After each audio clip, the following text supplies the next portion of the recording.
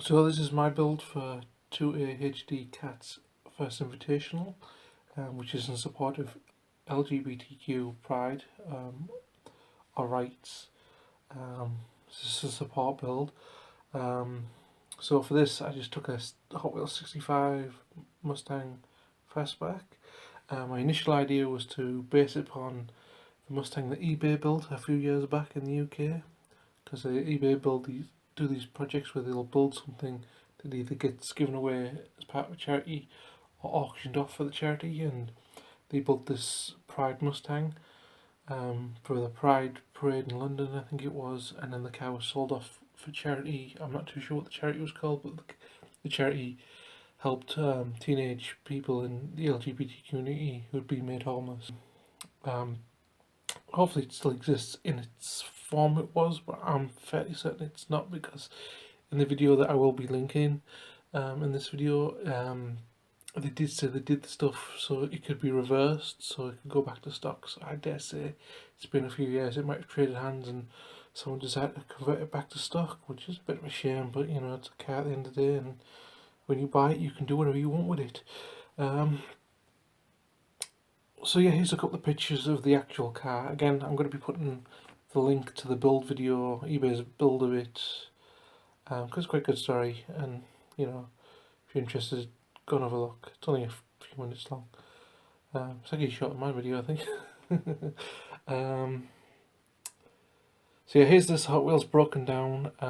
It's just so you can see what I have to work with, but also if you're interested in buying this particular casting of a Mustang, you can see what's inside before going to buy one. Just in case there's some hidden details and such. So it's the finished build with all the bits and stuff glued onto it.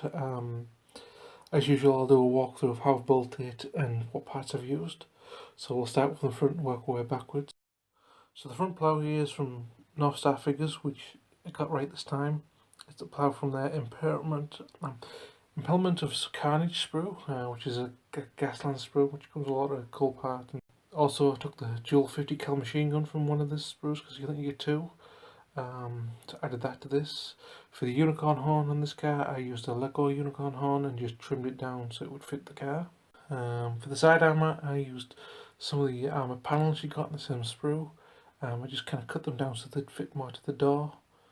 For the side window armour, I used some square styrene tubing, and for the front windshield I just used some mesh that I had left over. The wings on the back of this Mustang are also Lego wings, which again I cut down and attached to the car. The stowage at the back here is some 1/72 scale Redog stowage. Bought a bunch of it from eBay. Also got a Camsol Designs jerry can there as well.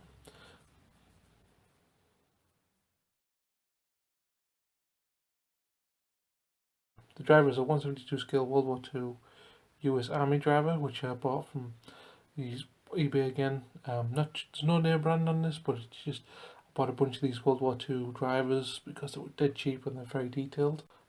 Clearly, as you can see, I've raised the suspension and I just used some styrene tubing to make new axles and running gear. Also switched out the rear wheels with some new Camsol design wheels that I just bought. Here we are with the finished paint job. It didn't go quite as according to plan. Turns out if you glue a lot of bits to the car and then try and paint a cool paint job, it's very hard. So in the end I had to do like the whole Pride stripe freehand instead of masking it out, doing a very neat job like I would have liked to.